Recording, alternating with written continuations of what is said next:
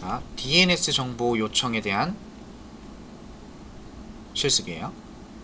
와이어샤크에서 DNS로 필터링 하시고, 그 다음에 핑을 할 때 google.com으로 핑을 하는 걸 해보는 거예요.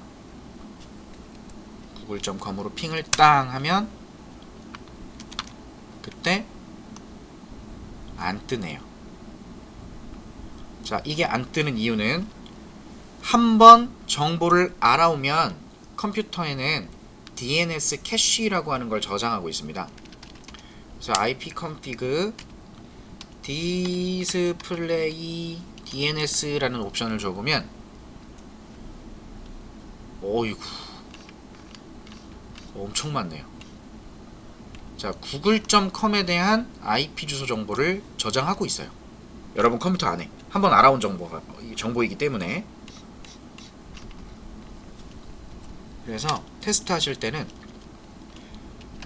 flush DNS라는 명령어를 쓰면 DNS 정보들이 기존에 알아왔던 캐시 정보를 싹 제거합니다.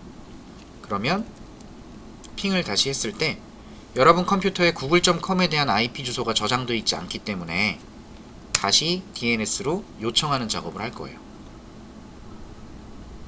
그리고 요청했을 때 이 DNS 정보 구경해 보면 내가 여기로 이때 2계층 정보 또 볼까요?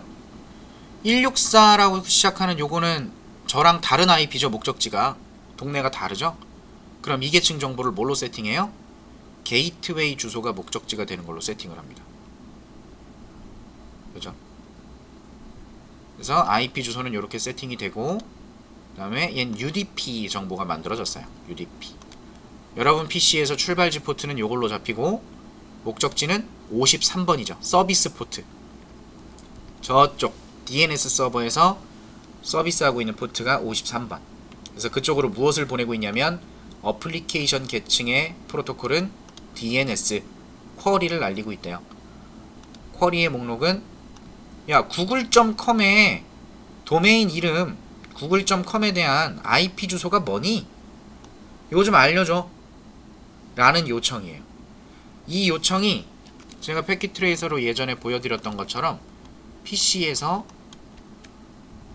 외부에 있는 라우터 쪽으로 편지가 전달이 되고, 라우터를 통해서 다른 어딘가 네트워크에 있는 요 164 DNS 서버가 있겠죠. 이 서버에는 google.com에 대한 IP 주소를 알고 있어요. 그래서 그 편지가 어이 DNS 서버 google.com IP 주소가 뭐야? 라고 물어보면 요 녀석이 알고 있는 정보면 바로 응답을 해주고요. 알고 있지 않은 정보라면 이 DNS 서버가 되게 많아요. 최상위 .com, .net 뭐 등등의 이름들 있죠. 도메인 이름 우리가 알고 있는 그 이름이 다 나누어져서 관리가 되고 있거든요. 여기 끝에 점이 붙어 있어서 이렇게 구분되어 있다고 보시면 돼요. 그래서 점을 갖고 있는 최상위 루트 DNS 서버가 있고, 걔는 바로 하위에 있는 이 국가 단위의 도메인 크기를 갖고 있는 요 이름들을 관리합니다. com, co, .kr, 뭐 jp 뭐 이런 거 있죠. 국가 코드, 컨트리 코드라고 하는데 그런 코드나 아니면 com, net, org, gov, 뭐 government 뭐 이런 것들이 있어요.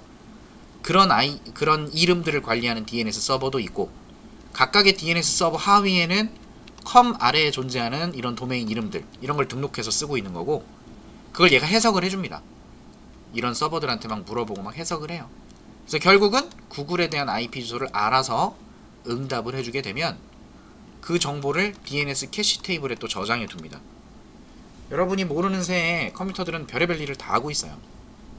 그래서 이 정보를 토대로 ICMP를 또 만들어내고 전송을 하는 거죠. 그래서 응답되는 내용을 보면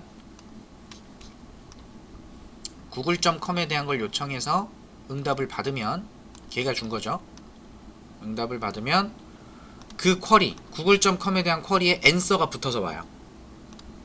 google.com은 IP 주소가 요거예요. 그럼 이걸 가지고 핑을 만들어서 통신을 한 거죠. 맞죠? 구글.com이라고 핑을 날렸는데 그 사이에 요 사이에 DNS 요청하고 응답 받아서 응답 받은 IP 주소를 이용해 갖고 ICMP를 만들어서 또 보낸 거죠. 그죠?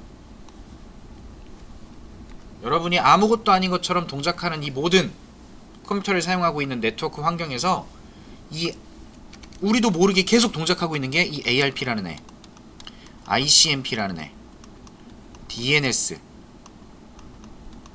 그 다음 웹 서비스 할 때는 HTTP, 되게 많은 프로토콜들이 막 동작하고 있고요. 4계층 이상의 프로토콜들은 4계층에서 어떤 프로토콜을 쓰느냐, UDP를 쓴다, TCP를 쓴다, 무수히 많은 프로토콜들이 막 섞이고 접목되고 같이 활용되고 있는 겁니다. 어마어마하죠.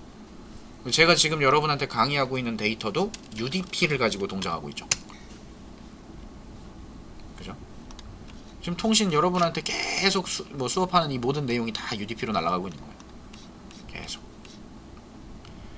자, 그리고 컴퓨터 성능이 안 좋으면 이 캡처하는 내용을 오랫동안 내비두시면 계속 쌓여요.